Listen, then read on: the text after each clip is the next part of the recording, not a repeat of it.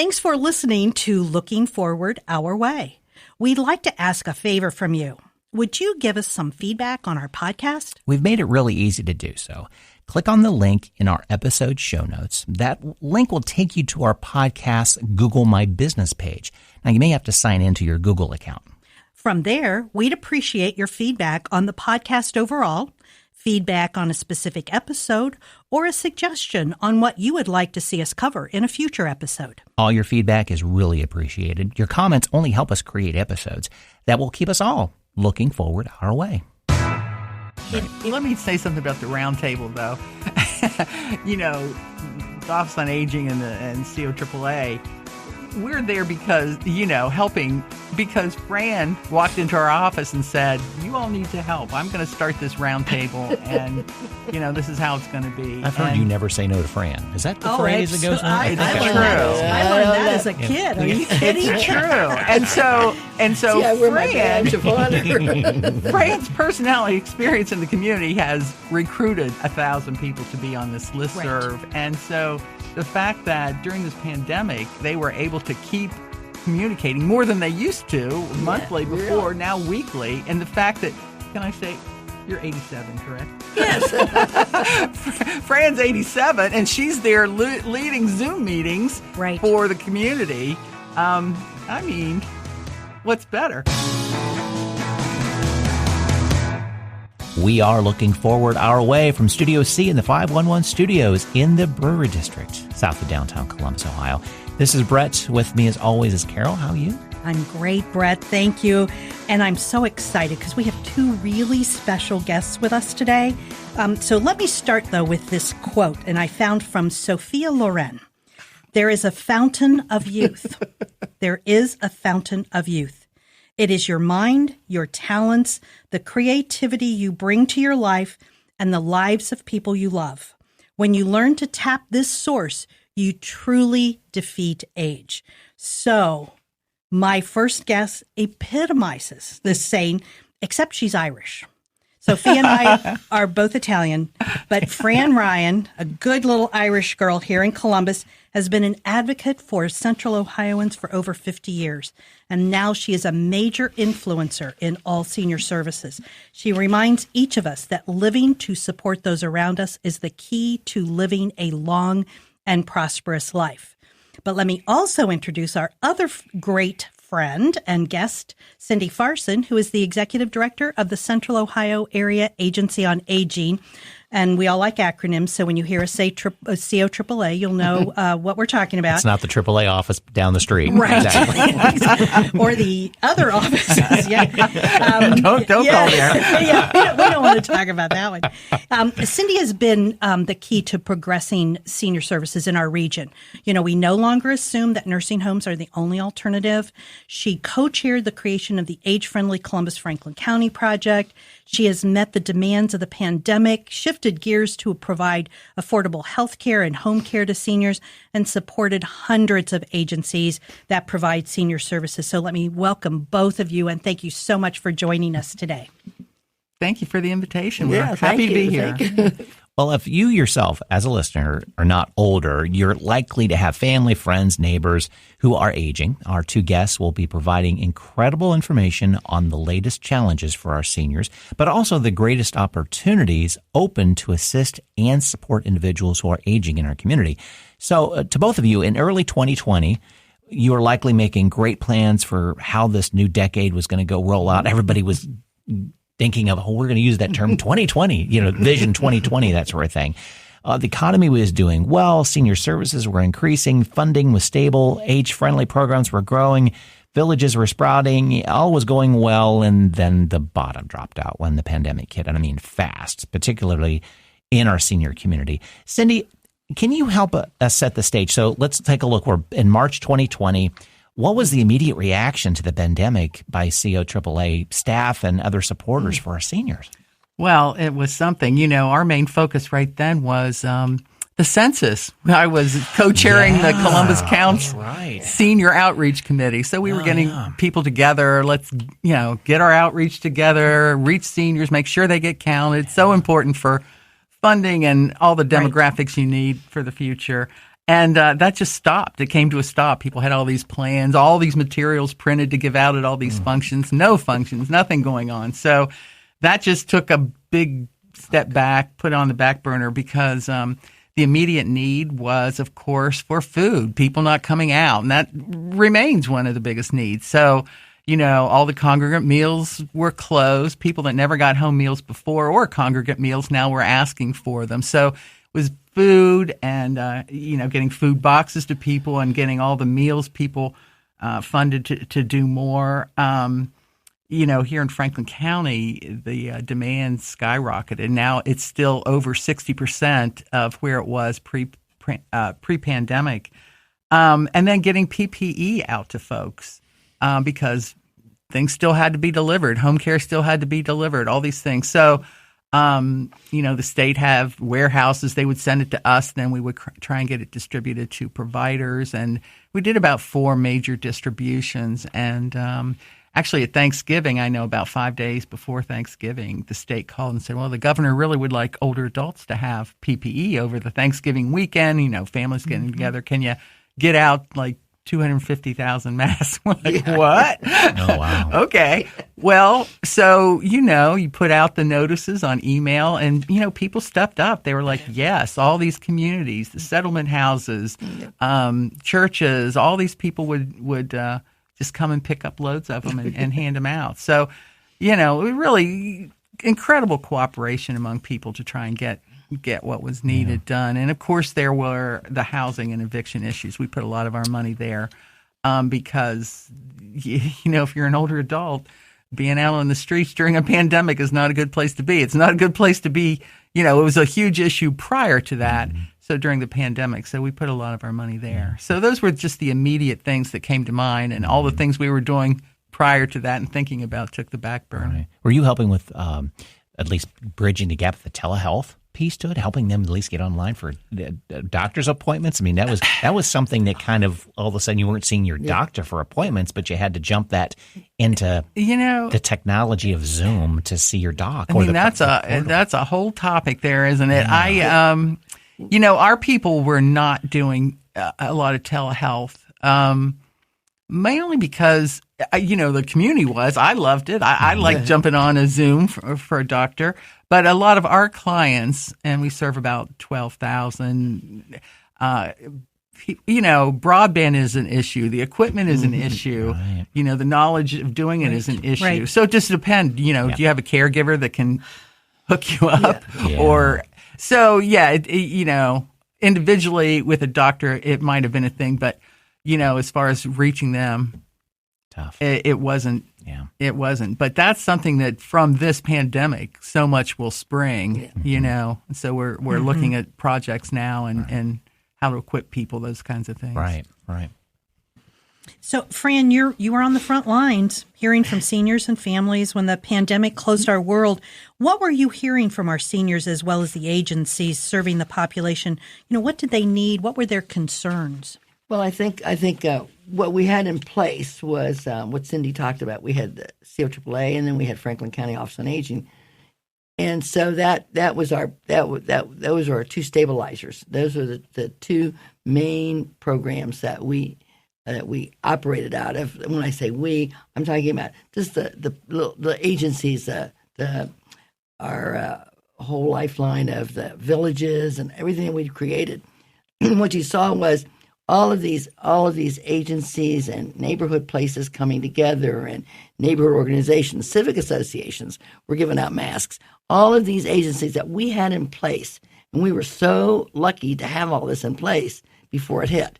So we did have an outreach center. I mean, I could call Cindy's office, and if there were people in Reynoldsburg or something like that. I remember I had about 3 or 4 people that needed help there, and they took masks out and did stuff, and and we had all these volunteers that came and said we need to help. So I think what the seniors really needed, first of all, they didn't start getting lonely. About the first month of being locked in, they started to get the lonely, and that's when we started maybe doing calls. I think there was a setup with our age-friendly organization with Katie, and what we did was to call people call people who are lonely. And then they would request, oh, can somebody come out and maybe go to the grocery store for us? Or, we need bandages, or, we haven't picked up our medicine. So it was all kind of little things, but it all added up to like calls all day. Well, I think too that we really learned that we had to talk to the seniors to see what the situations were. So I have a good friend who is older, and she was still trying to get to the grocery store, and everyone kept telling her to start ordering her groceries. And they call me, they go, why is she going to the store? Why doesn't she just order her groceries? I said, well, number one, you need a computer to order it or a smartphone. She has neither. Right. Couldn't learn to do it, wouldn't be interested in learning to do it even if she did have the equipment. But over and above everything else, she didn't have a credit card. Right. How are you going to pay for it? Are you going to go in and pay for all of that and then get the money back from her? And it's not that she wasn't good for the money, but that's a constant source of issue.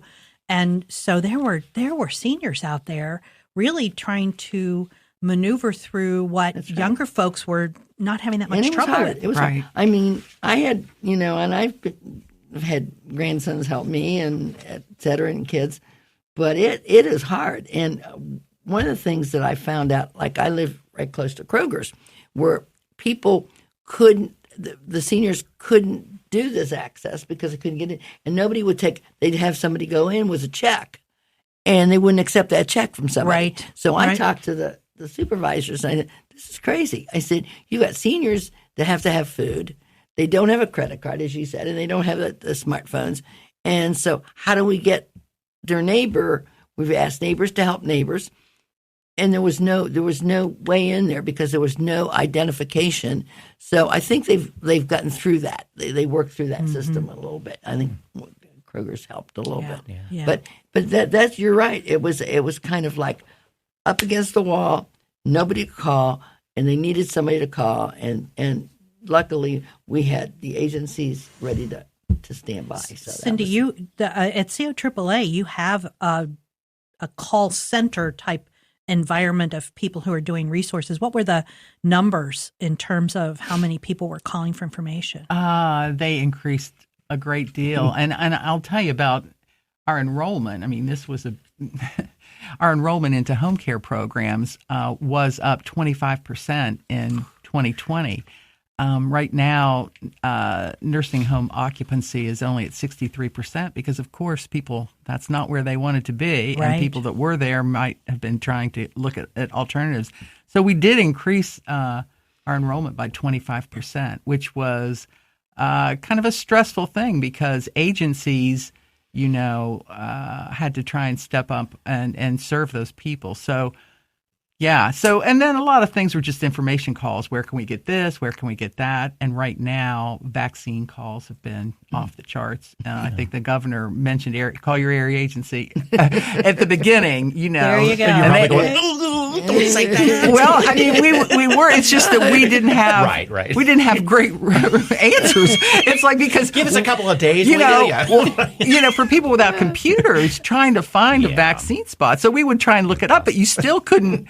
They didn't resolve it for people. So that was the frustration for people on the other hand. I mean, we were happy to help. We couldn't resolve it. And that's hard on people when you can't resolve it for people. Mike, we need you to answer phones for a day. Come on in. Yeah. We appreciated the shout out, believe me. Share. Come on in.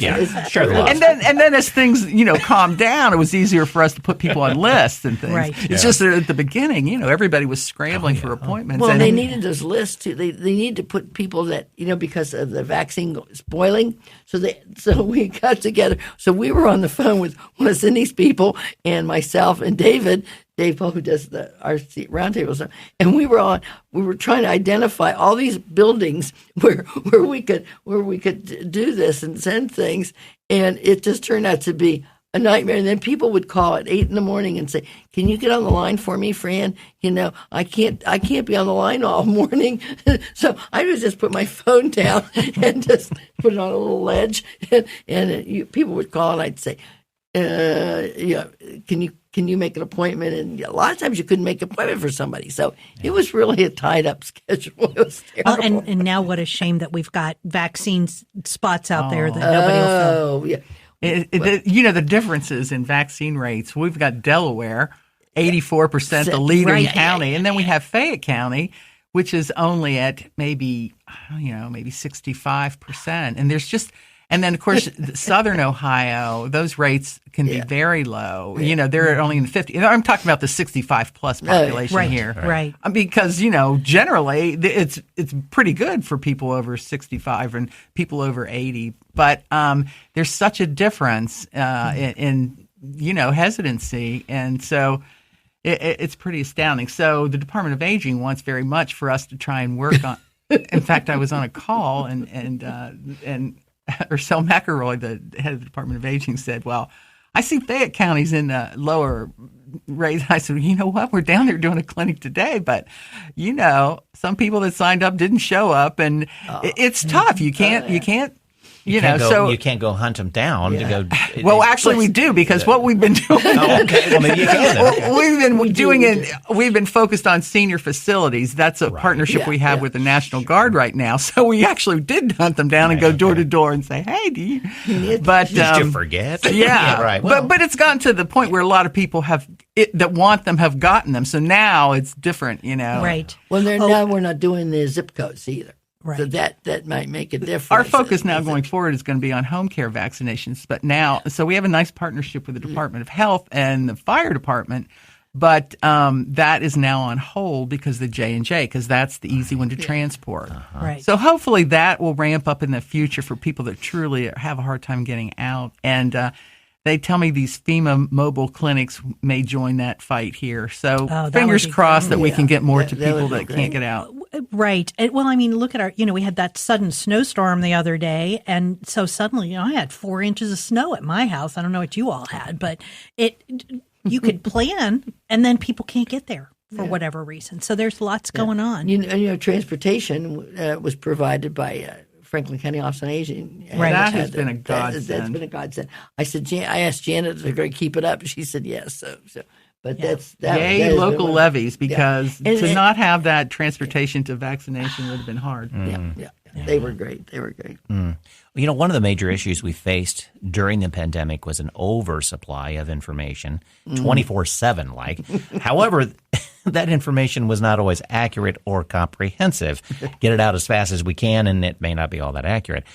Cindy, how were you able to guide your own organization and the agency supporting seniors when no one knew what to expect? Well, one thing we had to do was convince everybody that they needed to excuse information from higher ups that wasn't accurate, because it did change daily. So you were always looking at your phone. Okay, oh, no, never mind. We can't do that. We're going to do that. So I think everybody had to be flexible and know that people were trying their best. But, like I said before, community, they really did a great job trying to pick up what other people were doing and trading information. Yeah. So, everybody on different platforms, Zooms, Teams, whatever, people were on those meetings, having those meetings constantly, trying to trade information. In our own organization, try and get 360 people. Well, Zoom only took 300. So, okay, team, all these things you had to figure out, but you had to keep communicating by these different methods. But, we tried to communicate regularly with our major Older Americans Act providers that do the meals and the, different things. And then, more emails and things with the wider group. We have over maybe 450 providers. But some people do a lot more. Some are just providers that take cases on occasion. But then we have the regular, really, community providers. So we tried to keep in close contact and know what people were doing. But, that wasn't easy because, like you say, it was incomplete information a lot of times. Right. And what's really too bad is we always had this negative that if it was incomplete or needed to be updated, then it was wrong. And it's not really wrong. No. There was an interesting thing on Facebook yesterday or the day before, one of those little caricature, cartoony kind of things. But it said, "We replace good science with more good science." And I thought, how profound. If we had listened to that a year ago, then the fact that we started out not needing masks, then we need masks, and now they don't want to have masks, it's just a progression of more good science. And it was hard to communicate that. Mm-hmm. So, Cindy, COAAA also has many other programs and services to help seniors. You couldn't stop them just because of the pandemic, the in-home services, transportation, and many more. You had to move staff from the work location to home and working from home. How did you accomplish all of this Herculean efforts and continue to give all these wonderful services? Well, we kept about 50 people in the office. Those were the front door people, the people that are answering the calls and enrolling people. And we just had certain functions, fiscal functions, had to keep the money flowing. And so we were able to separate people and keep a certain number in the office. But the bulk of our employees, the 300 case managers, we sent them home with their laptops, and they didn't all have cameras. Some of them like not having cameras because then they don't have to be on screen. But yes. But, so for them, it was a real switch because we're in-home people. We visit our clients, and so the state was like, that's on hold. Now you're going to do everything telephonically. So learning to assess people over the phone, picking up more cues, and of course had to call people more frequently. If you're not going to see them, you're going to have to call them and say, what's the situation, this and that. So there was a learning curve for people in communication.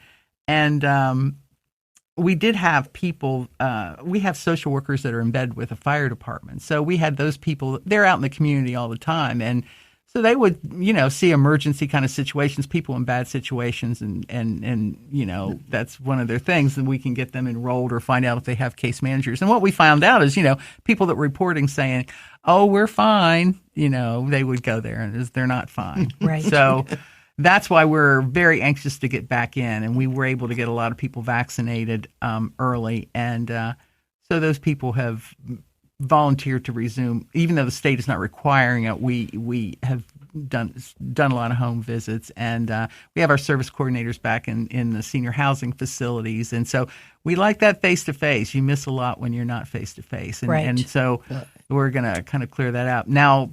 As far as making sure all those services get filled, this has just been such a tough time for the home care agencies because they have more demand than ever, harder to get workers. The workforce issue is just horrendous in home care.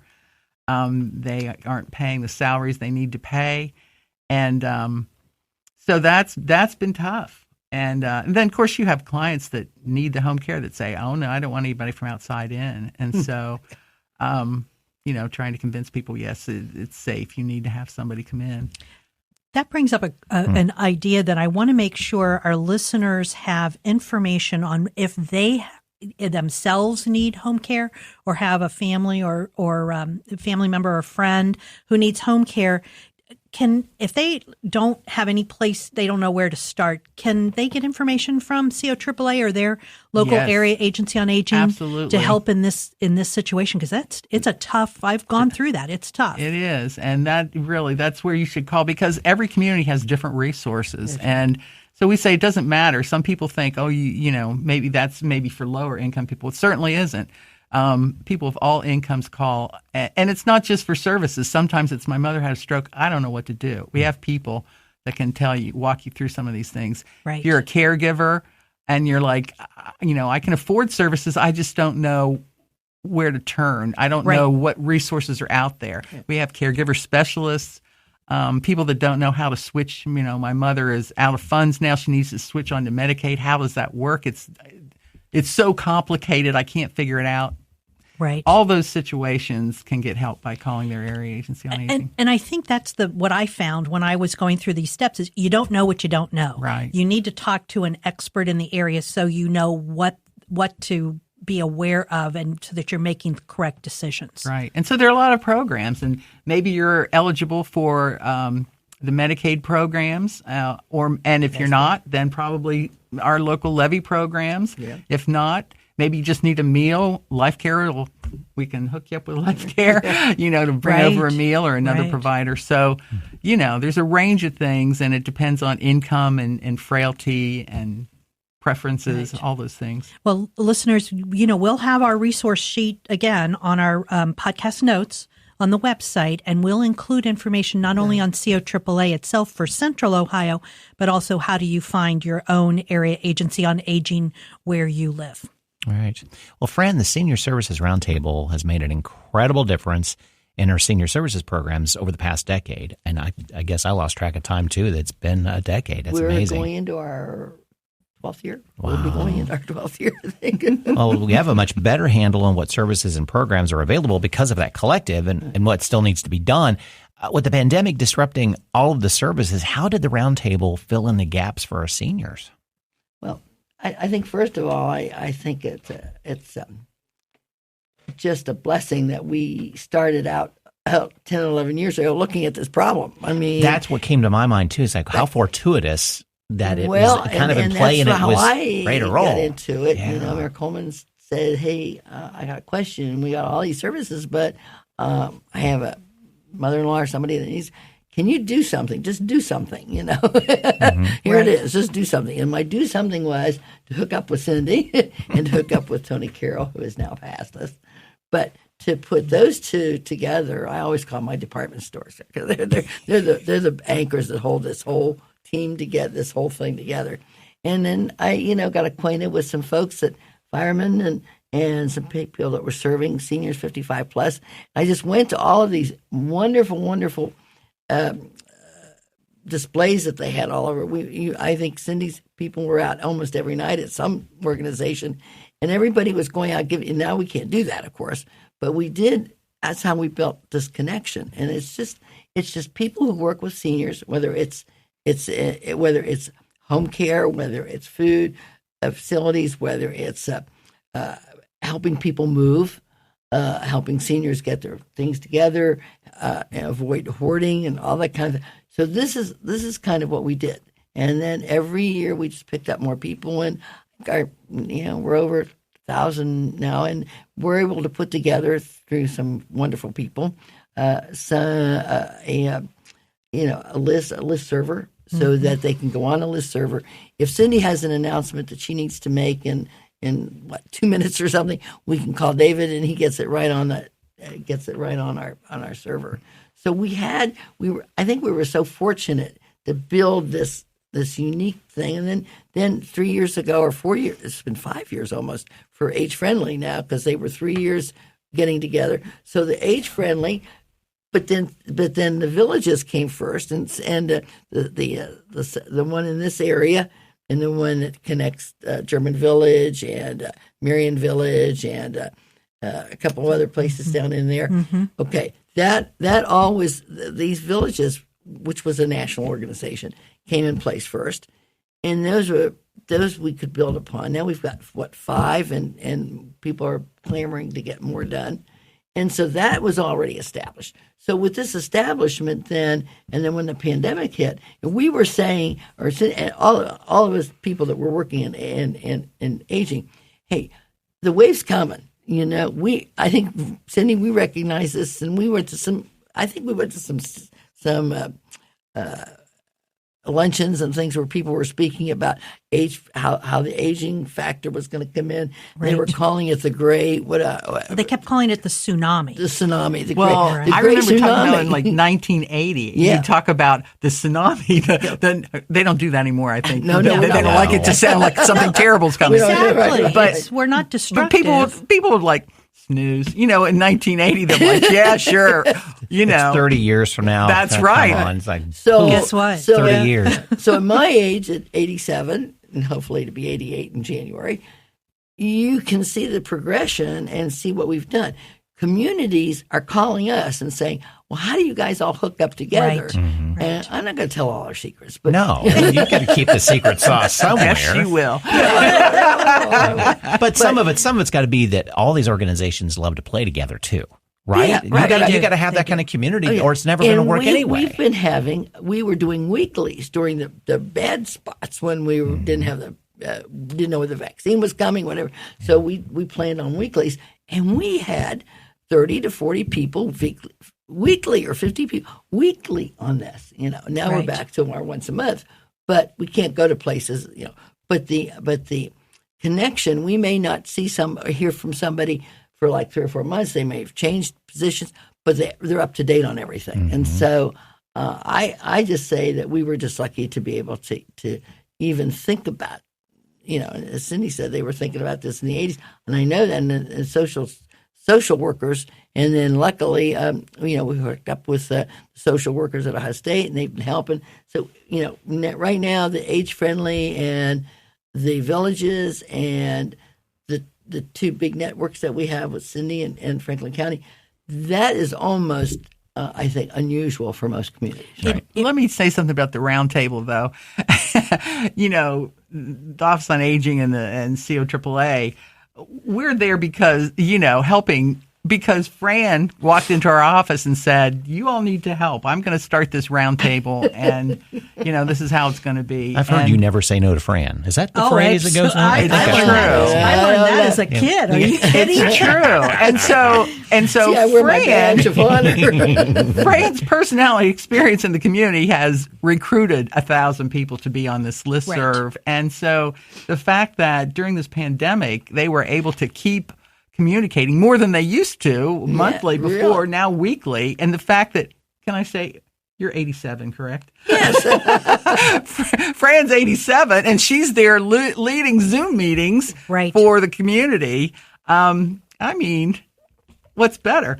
Well, Take it from Fran. Get your vaccine. Get on Zoom. Get with the program. When we started this, I said to Dr. Robertson, I said, we were having a meeting with the mayor. I said, we need to do something for Mother's Day. And you're complaining that you can't reach people. Why don't we have a Mother's Day special where all the grandmothers are calling the grandkids, all the grandkids are calling them grandmothers. So every family has somebody to touch. Mm-hmm. And so I never, on my Facebook, I've never done that little round thing, where they have a little special. I did it yesterday. I heard from people say, "Oh, Miss Ryan, I got my shot today." These are people I never knew, and I put it on this network thing. I've never done that before. There you go. So now I've got all new friends. So, anybody who says seniors can't use technology is not watching. It's been hard. It's been hard. David's been my. Sometimes I'll kick a wire, or the dogs will get underneath my feet. My computer's old, okay. But I can connect pretty good. And you're happy every time you learn to do something because you call me and tell me guess what I your did newest today? trick. Guess what I did today? I knew the new trick. So kind of let me just summarize this because we're sort of like everywhere here, but it really is, when people say the Columbus way, it really is the Columbus way. The agencies like working together, but they also like having information. And the Roundtable created this opportunity for hundreds and hundreds of agencies throughout Columbus, Franklin County, Central Ohio, to have literally immediate information through an email listserv. Not a big deal, not high tech. We're not on our, doing anything on any great new programs. It may or may not be on Twitter, but it is on that listserv. And because of that, the Villages programs have grown. Because of that, Age-Friendly, Columbus Franklin County has grown and become very successful.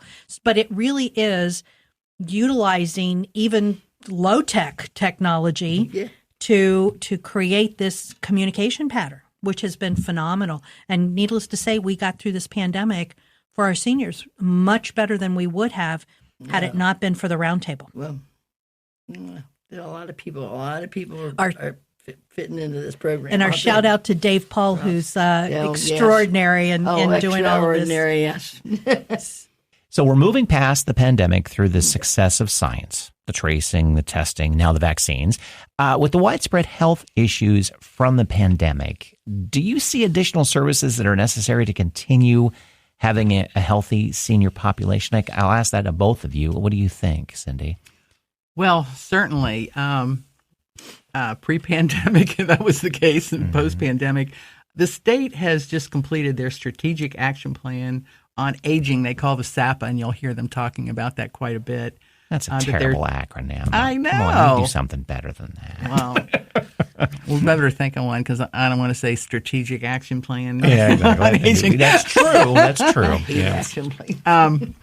But it's focused on living healthy lives. They are doing it in conjunction with the health department, and it has topics that are focused on everything from community conditions, and well-being, access to care, social connectiveness, healthy living, all these things. And they're going to be looking at those gaps that are in our communities and asking us to look closer at those gaps.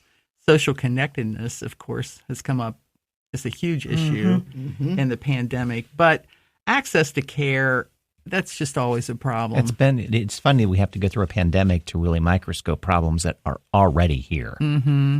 And, it was pointed out so clearly in some of the studies that have gone on from the Kirwan Institute at OSU and just nationally, when you see the longevity in neighborhoods by neighborhoods, the differences, it's just astounding that, if your lifespan is, 65 in one part of the city versus 85. And those are not things that get turned around right away. Mm-hmm. So access to health care is everything. One of the things we focus on a lot is care transitions, people coming out of hospitals and not going back in. And we are doing that for a few healthcare companies. We'd like to do some more with hospitals on that. And I think, it's kind of key. You come out of the hospital, if you have a primary care physician, they're on it. Maybe you see them in the next 7 days. You understand your orders better. And you get connected to the services you need. Mm-hmm. If you're not somebody that's in the healthcare system, you get released and you go home and you're like, what did they say? And you don't have a primary care physician. You don't visit them. Maybe you don't have transportation to pick up your prescription. All these social determinants. And that's what we really have to do is connect those things that community agencies do, transportation, food, all those things, and make sure that gets better connected into the healthcare system. So when you come out of the hospital, and of course preventative too, but you don't end up right back there because of these things that could have been taken care of. And really just connecting the community and the healthcare system more closely. That's been something that people have been focused on, but we just are going to have to do a lot better job of. And coming out of the hospital or even through a series of tests, those orders are really complicated. Yeah, they are. I mean, those of us who think we're educated have trouble getting through them. An older adult who's having issues reading and maybe can't hear as well, they need to have somebody there as their advocate. Mm-hmm. And I worry so much about people that don't have an advocate there with them to really, because when you're in the hospital, you're a little disoriented and somebody that's not taking notes for you, all that. And, of course, if you have a case manager, that helps, but the case manager isn't right there in the hospital with you either. But so really coming out of the hospital, somebody needs to check in there and say, did you understand? Did you get your prescriptions filled? Are you going to visit a doctor here in the near future? And cut down on that going back to the hospital thing. Wonderful. Cindy, I found that a couple of times when I was in with Dick, and had to do that. The social services now, most hospitals now have a social services department, and I've asked them. I said, have you got these tips? Have you talked to anybody from CLAAA or whatever? And they'll acknowledge that they understand the organizations now. But I think a lot more can be done, probably. Yeah, and of course, every hospital has their own follow-up things to do. But systematically, and we've done some projects with hospitals certainly, but systematically, it's just really there's a community of services out there. Let's get it more coordinated. Right. Wonderful. Well, we talked about housing at the top of the program, and housing in Central Ohio is crazy, needless to say, for everybody at every level of the spectrum. But with the pandemic, the rent issues, tax delinquencies, increasing costs of wherever it is that someone is living.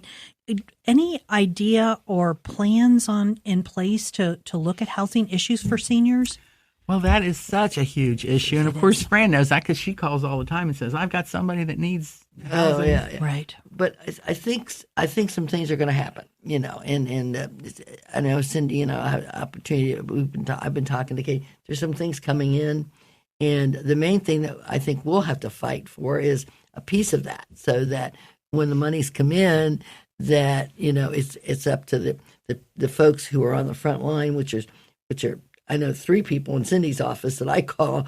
I mean, I'm like their girlfriend anymore, but they're the ones who know exactly what happens. What happens to a senior right now if they go before this court, and they don't have the money to pay their next rent or whatever, and the rent thing is off. Sometimes it's on, sometimes they won't. Eviction notices, are in place, and so they can't evict them.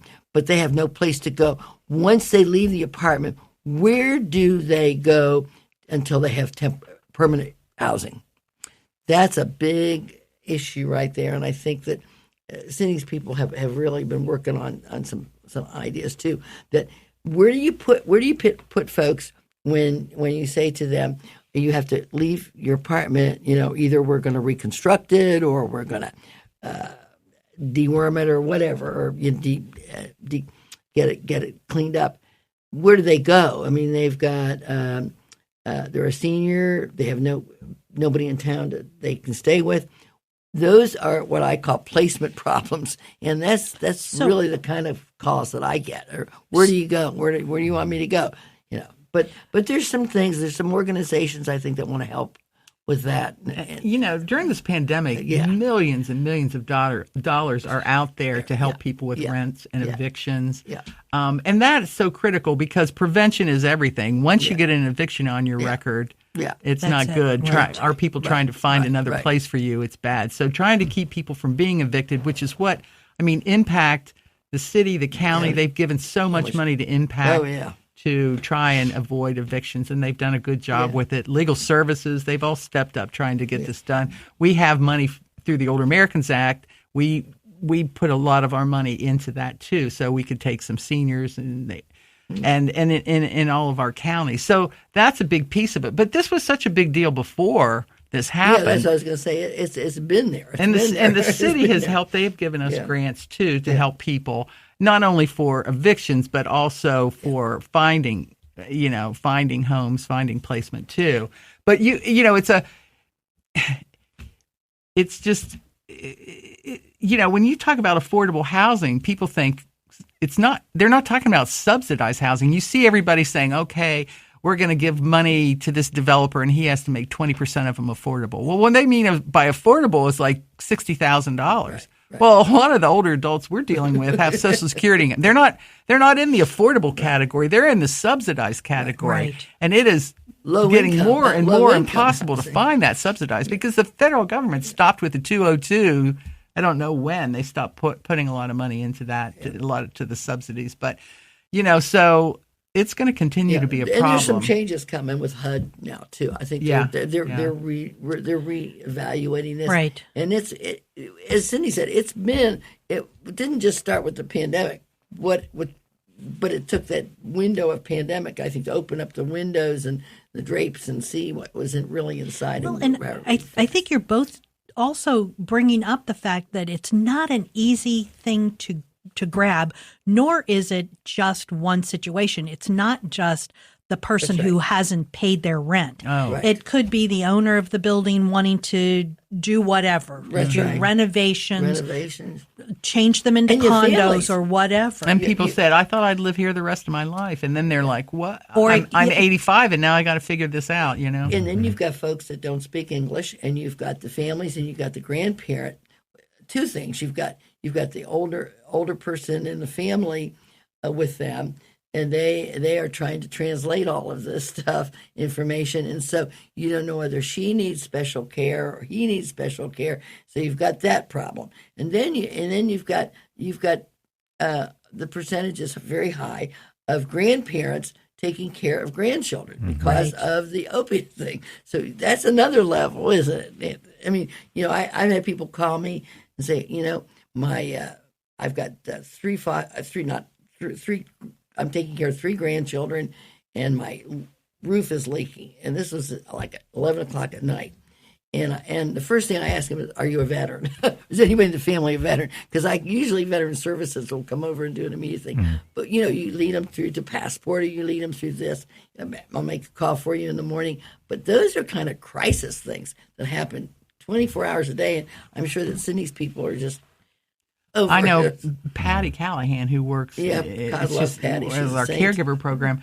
She came to me several years ago and said, I'm seeing women in their late 50s, 60s that are homeless now that we never used to see before. Right. And it's just getting, it's like we've got to find more housing resources. Mm-hmm. Yeah. Well, and it's people who have gotten a recent divorce, people who have lost a spouse, needing to get out of a house they can't afford and it's too big, but where do they go?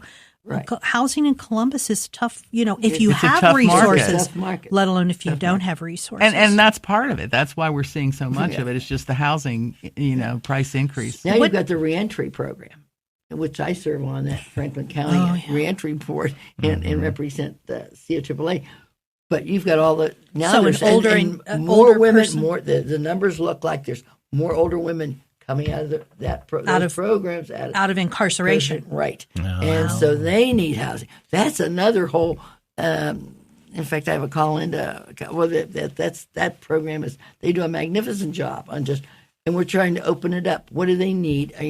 Do you put them on a different waiver list? I mean, all of that kind of stuff has to be done. So it's the technical stuff. So too. if somebody's in that situation, who do they call? We're not giving out your cell phone on this podcast, Fran. You already are getting enough phone calls as it is. Thank you. On that, if they're a senior and they're coming on Patty. So Patty. Call COAAA my new sister. Patty. Yeah. But it's calling the same resources with those kinds of questions, whether it's needing there are home care. There are a lot of agencies dealing with these housing issues. Yeah, anybody that deals in social services is dealing with housing. Yes, because I could call St. If I go by, are you near St. Stephen's? So I call St. Stephen's right away, and we've got a person on our around that right away. I can call her, and she can help. Then, of course, Clintonville Resource Center, I've got people, I've had them write checks for me for people's rent and stuff. So, I've got those folks.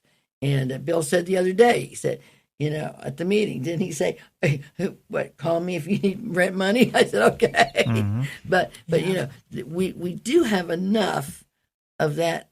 It's amazing, that resource right there. Yeah. And we've got, pay electric bills. You've got, we've got people that can take care of that. The city has a program, for the electricity and stuff. So you just have to get into the network. Pat Scott at our agency has Pat's a long history with housing, and so she works with like maybe 3 or 4 other agencies, and sometimes it'll be 4 agencies combine money to put it together. Yeah. So you don't have enough money to solve one person's housing problem, but maybe 4 agencies do. So you just have to get into the network and get somebody working on it. Now have resources, have people that work on just that, Mm-hmm. So if you've got it in with a couple of those churches, sometimes I'll have 2 churches come together and give me a check for 2 people for that. I'll take care of that. Right. So it's immediate service, it's long-term service, and it's always service. Yeah. But long term, it's federal housing policy. It's the bigger picture of that's right. How do people with certain incomes live in a community where the housing rates are this and minimum wage will only give you this. Right. And that's not just a Columbus problem. Cindy has That's a national Cindy problem. has gone to a lot of, they used to have White House conferences on aging, and I keep saying in fact, I did ask for that the other day. I was on a telecam thing with the seniors with the Biden administration, and I'm saying you got to have a White House conference.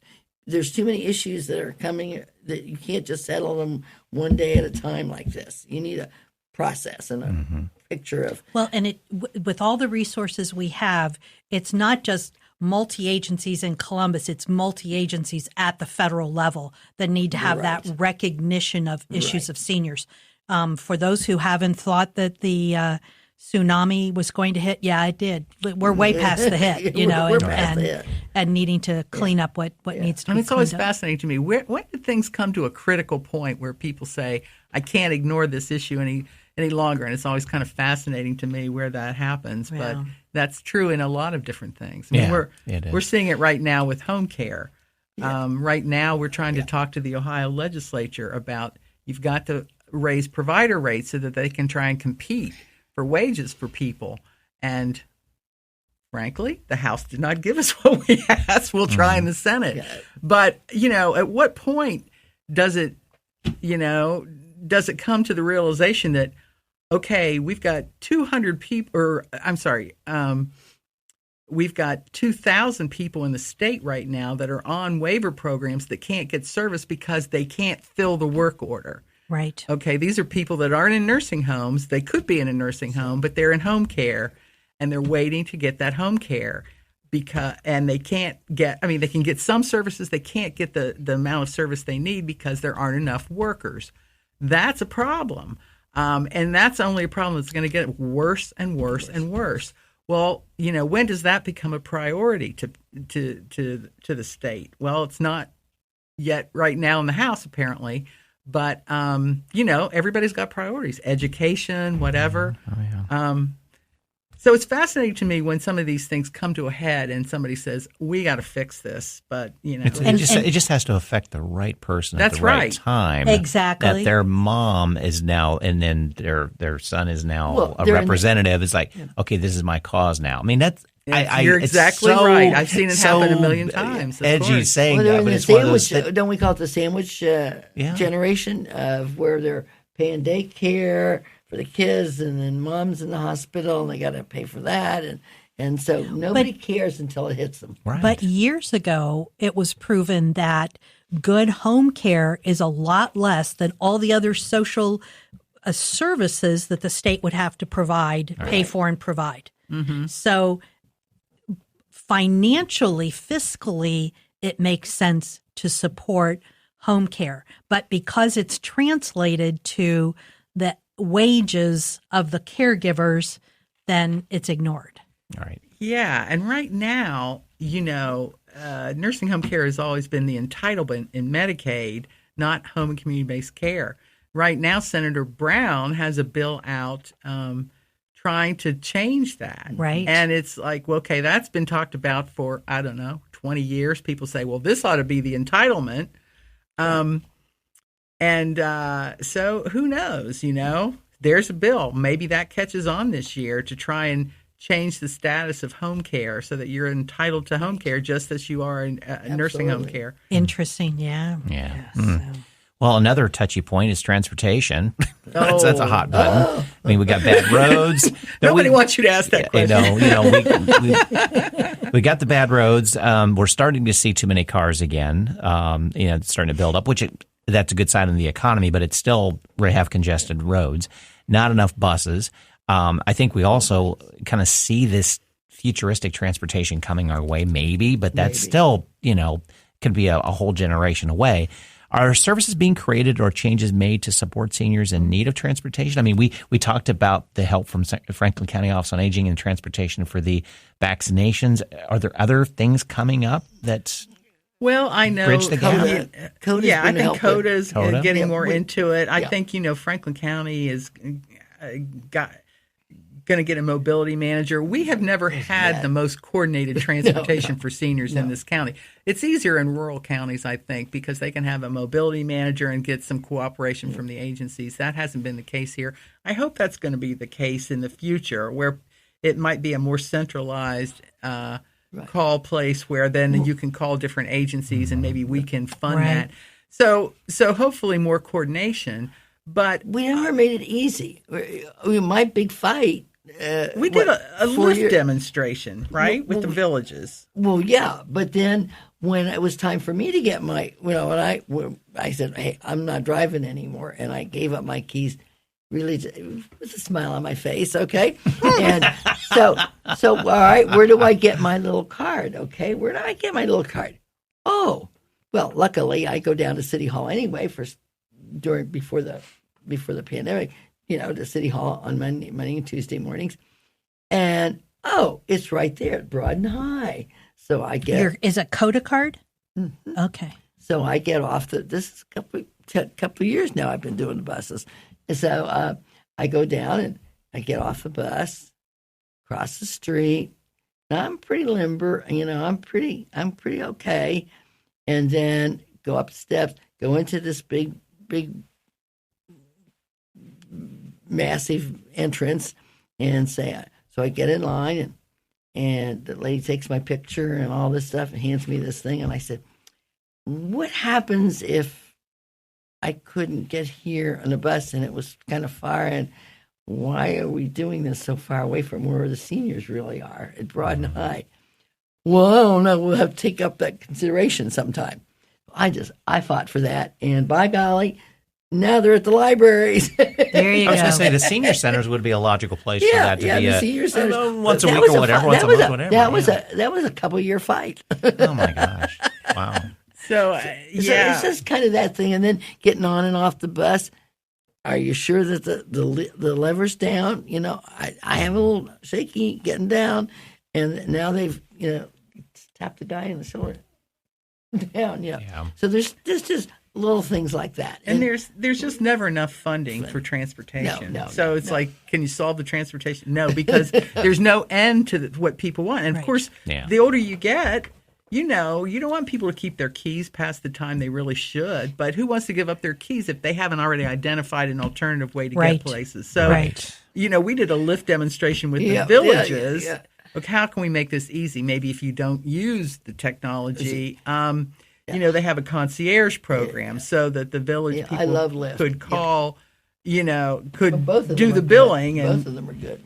And, so there are ways around that. I've been talking to the Department of Aging. We have Title III regulations, federal regulations of what you have, how you fund people. Mm-hmm. We funded the Red Cross for years. They recently got out of transportation. We fund the Clintonville Life Care. Yeah. We fund a variety of providers. But I'd like to be able to have people just be able to call Uber or Lyft, frankly. Right. But that doesn't fit into the regulations. Now, managed care companies can use those, but Title III can't. So I've been talking to the Department of Aging. Look, we've got to modernize this to make it easy for people, so we can figure out a way to pay for it, but they have to. It's that next step of independence. They want door to door. We do all this van transportation, but people want it door to door to get where they want to go. Well, you don't need a van to take one person to one doctor. No, so you have to wait. Didn't CODA have something where they were going to, and I think they've done that, where you get off at one spot and then it's from there to the door, something like that. It was called one doorstep or something like that. It's the last mile something. The last mile. Yeah. And then we had billboards up. Age Friendly did billboards. Age Friendly really, Katie did work with CODA, and I think she was on a program with them for about 6 months or so. So they've really, I think, and all I can say is I've always loved CODA. I mean, because I think it's so necessary. But I think they have come up to the table. They understand what we're doing. They really have. If we go back to, we did a podcast with Thea Ewing from Morpsey, who's the transportation person at Morpsey. She's good. And one thing I just remembered that she said, when they're looking at transportation issues, they're bringing everybody to the table so that when that program has been created and can be implemented, everybody's issues are dealt with at the same time. So CODA's doing a lot of wonderful programs for people to get to work. Yeah. Is there anything in there that could also be part of people getting to the grocery store or wherever they need to go? It may not be the doctor and the dentist, but more strategically located places. Right. I've taken about 5 or 6 routes just to see how I would do. I took a route to Clintonville Resource Center. I had to switch on Main Street, switch buses on Main Street. I mean, it's of course I was raised in New York and Pittsburgh, so I'm a I really believe in public I transportation. mean, that's half the battle. Exactly. There are people that never got on public transportation. Right. And Yeah. so at 85, are you going to say, okay, now I'm we a did bus driver? program. Well, Age Friendly, we did a program on. We'll Right. take Yes, you, that training people come to ride use with public us. transportation. We did a come ride with us. So we did a come ride with us. You know? To get people used to Yeah. it, sure, That's absolutely. And, I mean, I'm not giving up my keys until they have driverless cars. I like I that. keep waiting for the driverless No. cars, but they're Yes. glitches, aren't they? No, we made cards up that said, "Put a smile on your face. You know, you don't need to be upset. It's great. It's challenges. I can ride a bus down to Cindy's place. Sure. It's great. You know, Yeah. across that big street, and she has fit, but that's okay. I'll say, oh, well, we'll come and pick you up. No, I'll take a bus. I'm like, okay. There you go. I There you think go. independence. You know, we have to create independence, but we have to create the area that they can be independent. Right. You know, you don't Good have to go point. downtown to get a card, for heaven's sake. Right. But it's also we can help people become independent, but we don't just automatically throw it at them. Right. We have to be able to help people move towards that notion of independence. And it's so that when they give up the keys to their car, it's not a shock. There are all these other things. You know, going back to Lyft too, didn't the restaurants get together and create ways to use Lyft and Uber to get their deliveries of food out? yeah, It was they a whole did. They different did, project. I think I mean, they there had are a lot of things I think going. it sounds like Lyft and Uber and those kinds of companies are willing to talk about creating these special programs. They want to be able They to are. make those services available and hire more drivers that want to drive. So, Right. yeah. But good- you know good what I point. tell grandkids?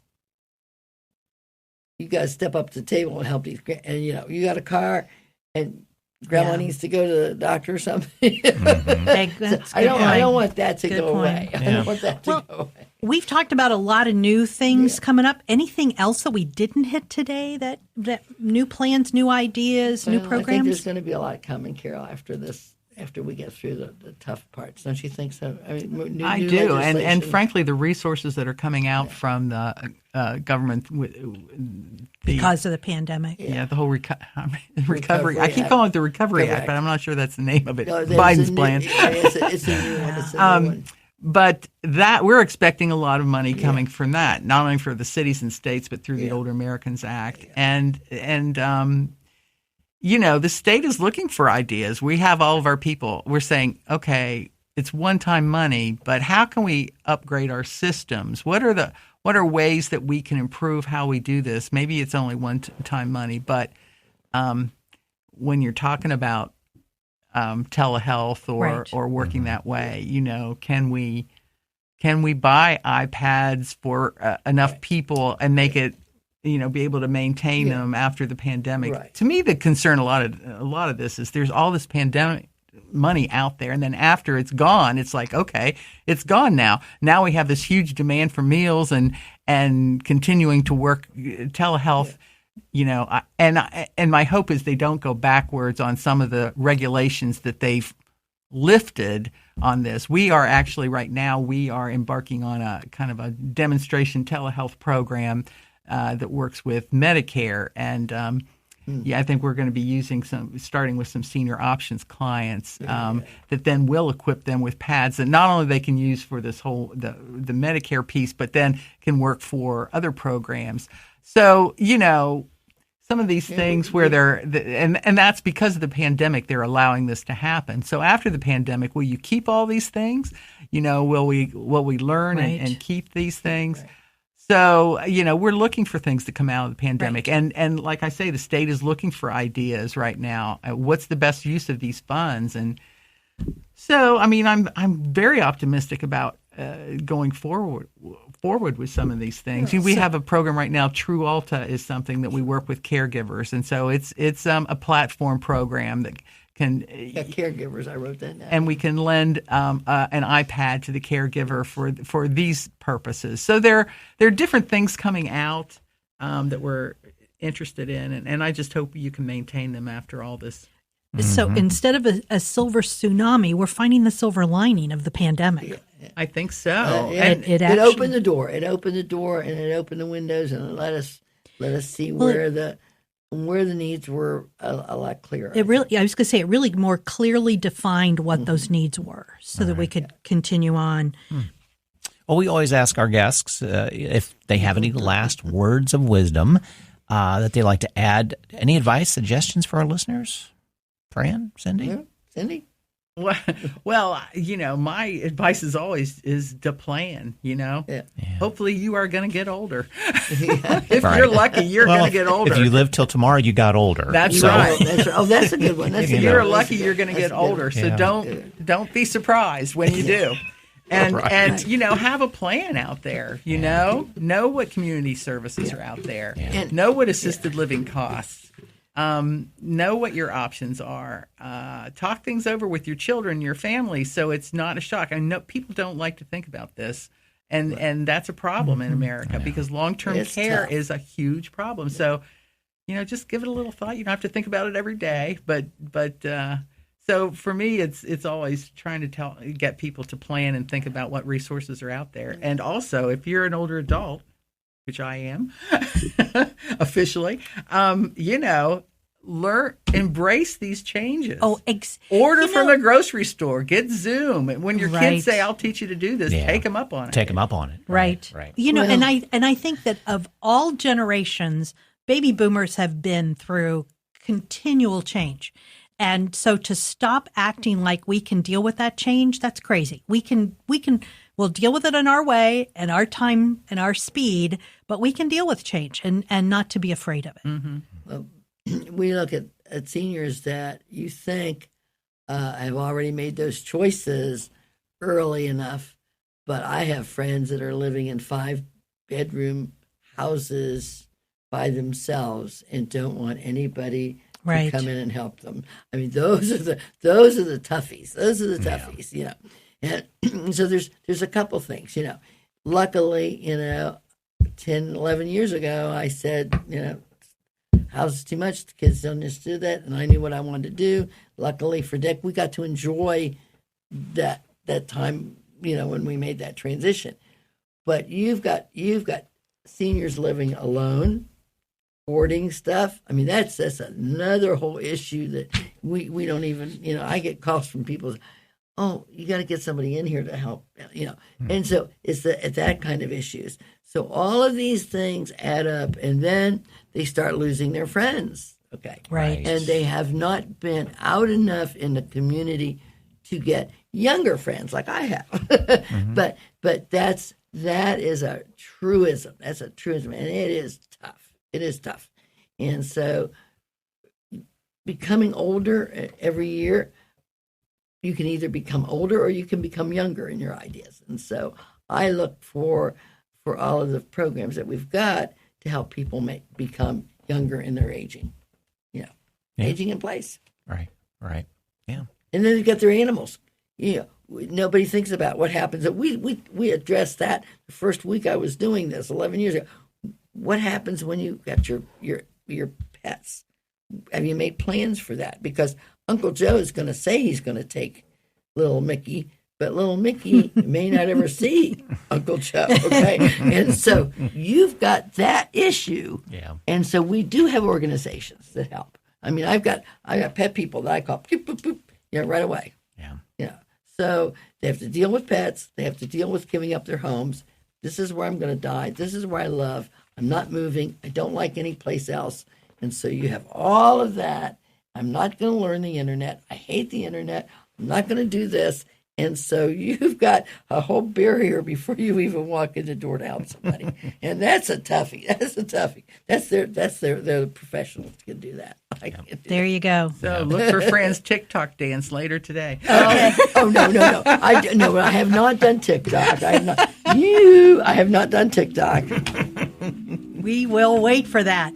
Listeners, thank you so much for joining us today, and we hope you have enjoyed the conversation about aging, as well as our two wonderful guests. Thank you to both of them for joining us. And to listeners, don't forget to check out show notes on our website. We're going to have loads of information for you, and we look forward to talking to you again.